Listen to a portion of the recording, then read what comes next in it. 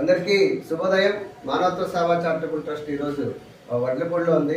ఇక్కడ ఏంటంటే బ్రతుకు తెరువు కోసం శ్రీకాకుళం నుంచి వలస వచ్చిన ఒక కుటుంబం సంబంధించిన విద్యార్థి. అయితే ఈయనకి గవర్నమెంట్ స్కూల్లో చదువుకొని 501 మార్కులు తెచ్చుకున్నారు.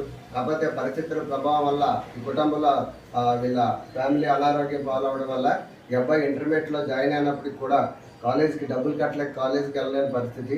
దీనికి మానవత్వ సేవా చారిటబుల్ ట్రస్ట్ ముందుకొచ్చి ఈ అబ్బాయి మొదటి సంవత్సరంలో కాలేజీకి అనుకున్న ఇంటి దగ్గర ఉండి చదువుకొని మంచి మార్కులు తెచ్చుకున్నారు.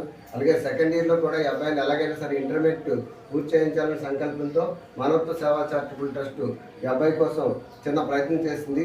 అందులో భాగంగా మా మానవత్వ సేవా చారిటబుల్ ట్రస్ట్ నుంచి ఈరోజు బస్సా శ్రీనివాసరావు గారు, కల్లా ఉదయభాస్కర్ గారి కుమార్తె దిశా వెరోనికా, అలాగే కాటరాజు రాజేశ్వరరావు గారు, వారం చిట్టుబాబు గారు, అలాగే ఎన్ఎస్ సుబ్బారావు గారు, ఈవీఎన్జే రాజు గారు, అలాగే మా మానవత్వ సేవా charitable trust machine education fund నుంచి కూడా ఈ అబ్బాయికి మొట్టమొదటిగా ఏంటంటే ఈ అబ్బాయి స్కూల్కి వెళ్ళడం కోసం రిజిస్ట్రేషన్ ఫీజు కోసం ఈరోజు మేము సాయం అందించాము.